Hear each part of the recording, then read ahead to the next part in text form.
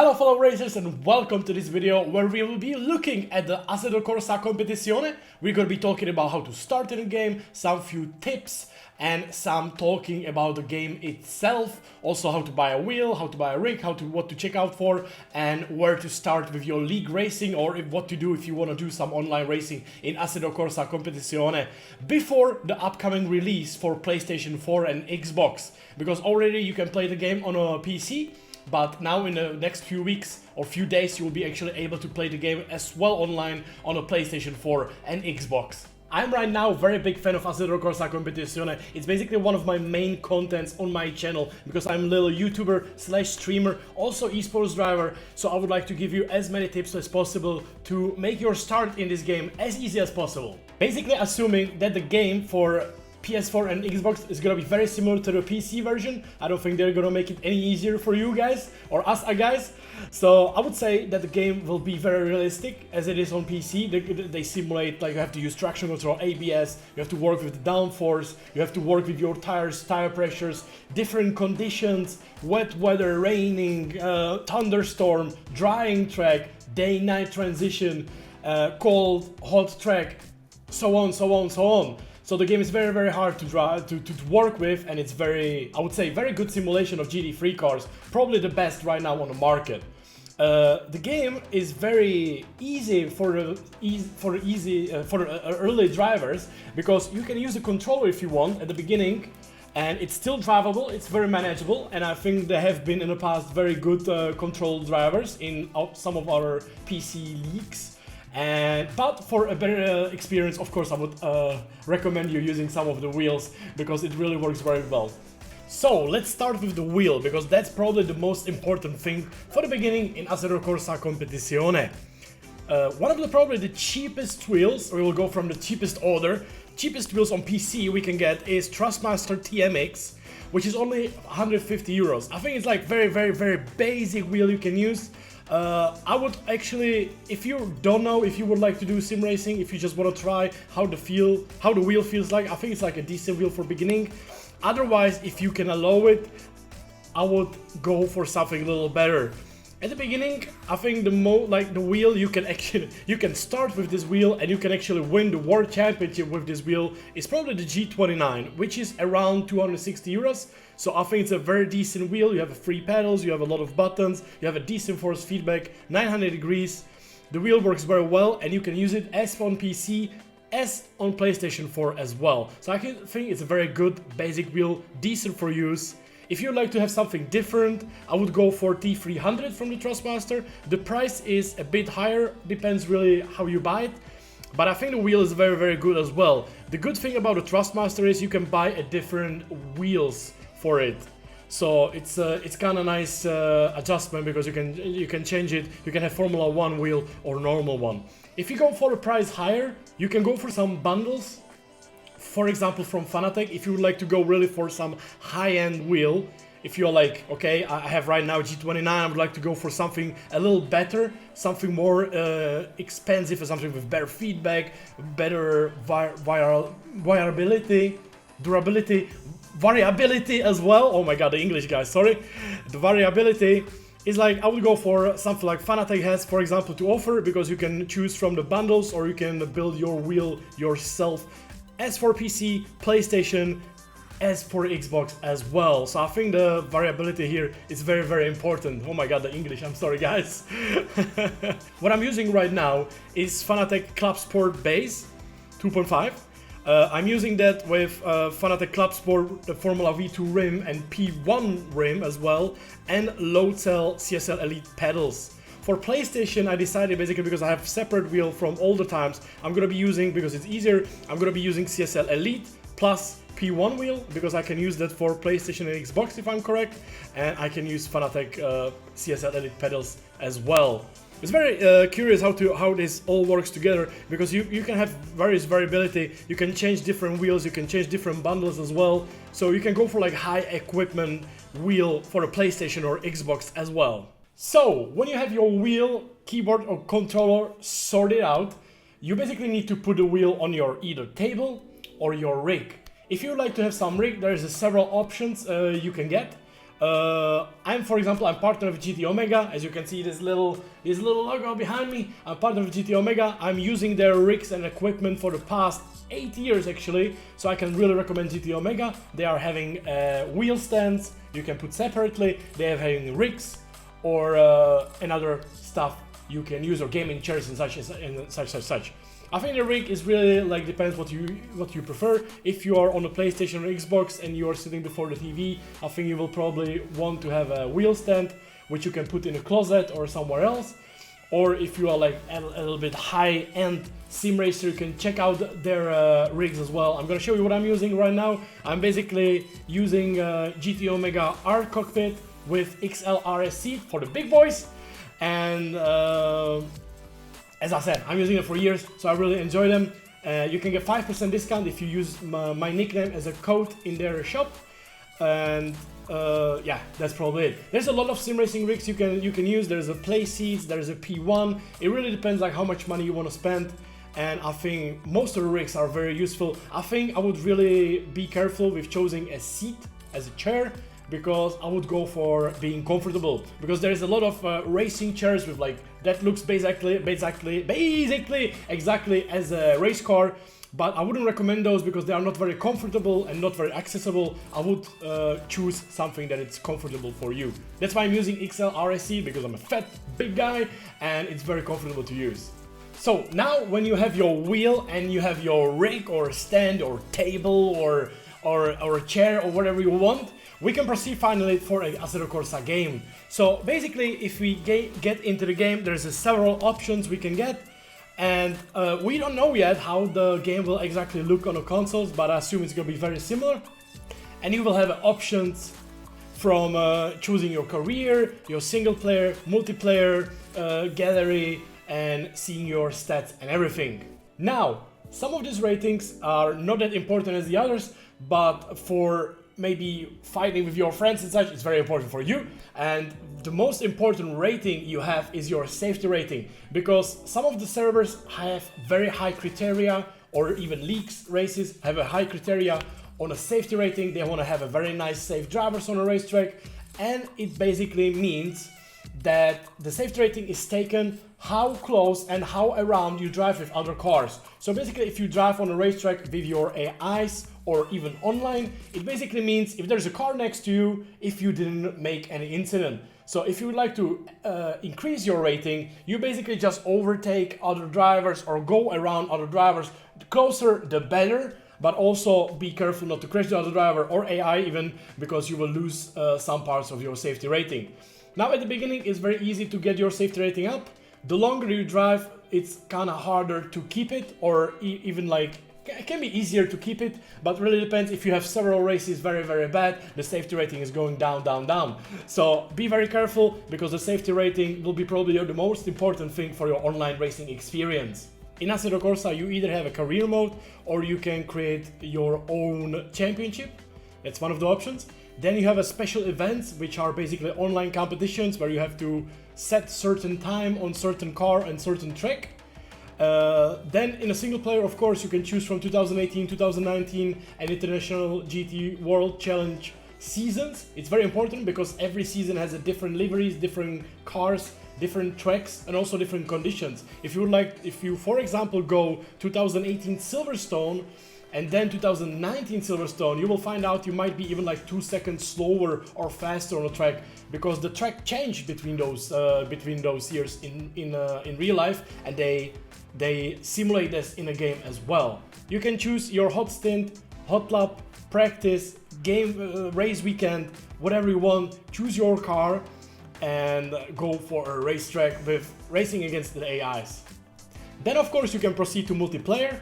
You have also several options. First, you will pick up your car, your livery. You can make your custom livery for most of the cars. You have some, it's basically you cannot make your custom livery. There's some stuff that is already prepared for you, but it's very nice because you can have a custom colors, a little custom sponsors as well, and different colors on the rims, car, and also on the aux light as well.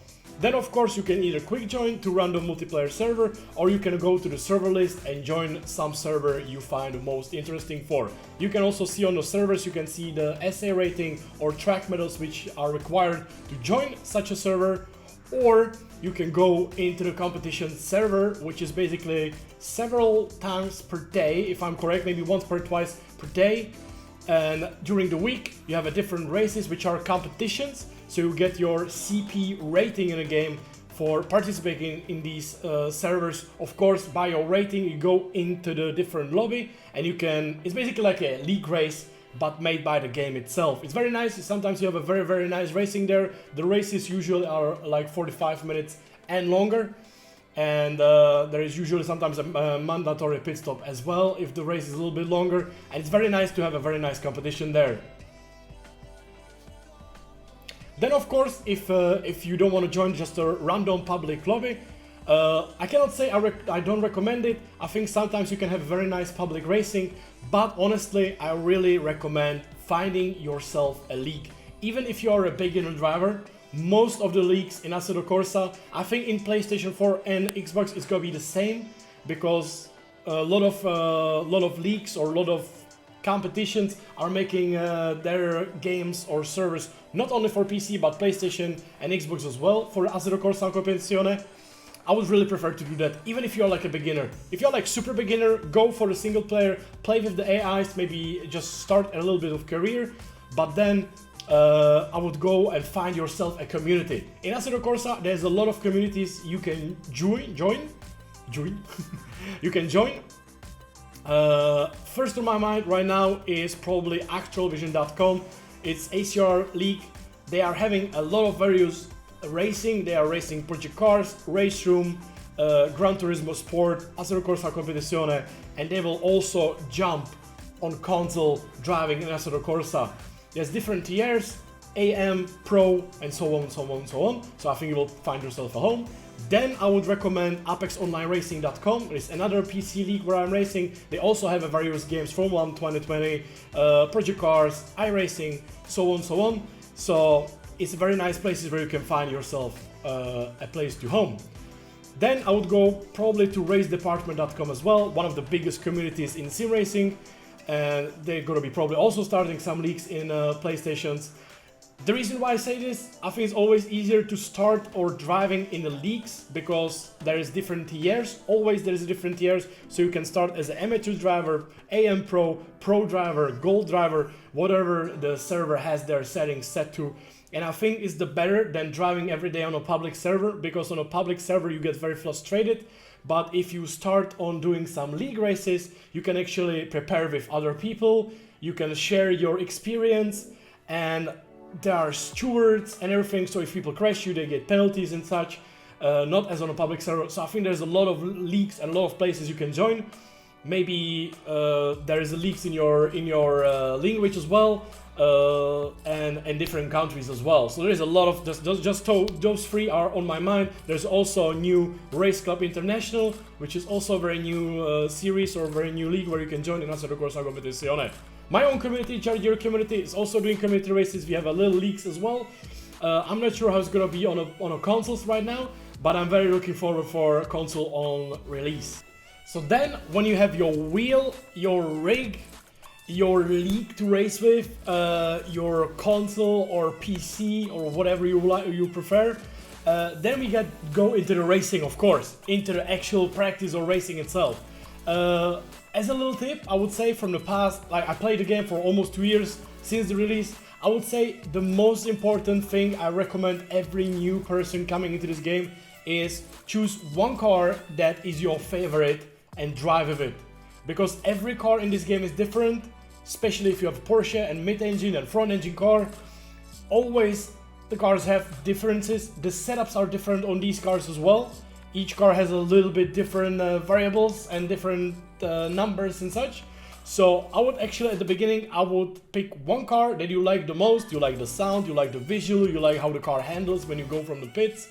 And I would stick with the car for quite some time, at the beginning especially. Because first of all, you will understand easily the game, you will understand the car, and you will understand what do you prefer from the car itself.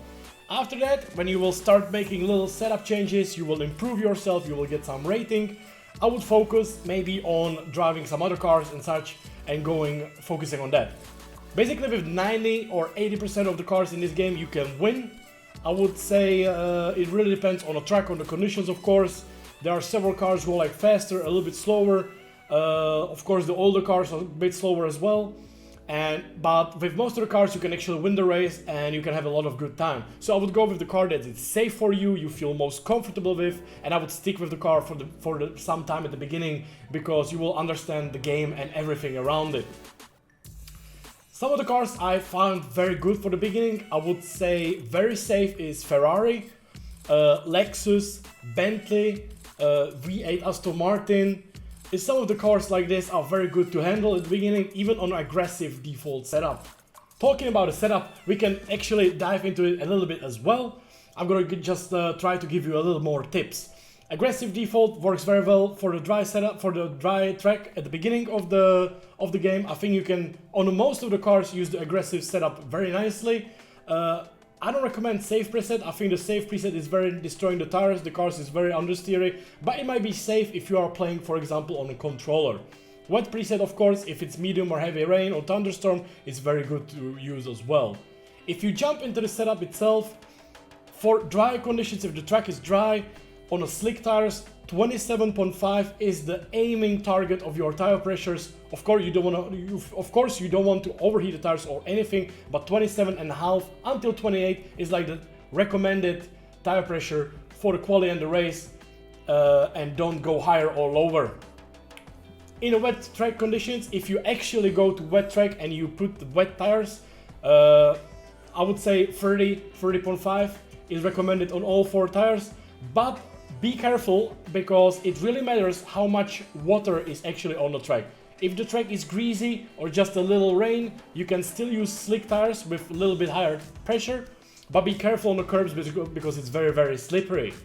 Then if it starts raining a little bit more, you go for the wet tires, but at the beginning it really depends how the track is wet. If you are progressing, if you for example driving 2-hour race and the track is dry, started raining and getting more wet, you want to start probably on the slicks at the beginning if it's getting a little bit less slippery at the beginning, and then you progress to wet tires. But be careful on the tire pressures because usually you want to go higher tire pressures on the wet tires, but if the track is not wet enough, the tires will be overheating like crazy and you will destroy the tires in a few laps. So at the beginning, when it starts raining, I recommend going a little bit lower tire pressures on a wet preset, like a lot. So be careful on that, guys. I feel like the thing about Assetto Corsa Competizione is the game rewards you the more you play it. Because the more you play it, the more you understand the little things and you will know in the future, okay, it's raining, I need to do that. Oh, it's dry, it's 36 degrees, going to 26 degrees, I need to change and adapt the tire pressure and everything. I think the tire pressure is the most important in this game and you should focus on that. You can also work with the brake duct. You can open or close the brake ducts to cool or heat the tires a little bit more. It really depends on the conditions. That's like the little basics. If you would like to see more setup tips, you can check my videos on the YouTube channel.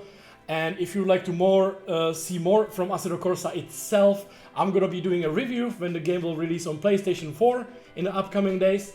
And if you would like to see some streaming and streams and action and all fun I'm doing on my channel, make sure to subscribe, leave a like, and I hope this video was a little bit helpful for you guys, and we will see each other in the future of Assetto Corsa Competizione, because in the summer we should get for PC a GT4 cars, and in Christmas the GT4 cars will jump into the PlayStation and Xbox as well, and as well with the British GT pack.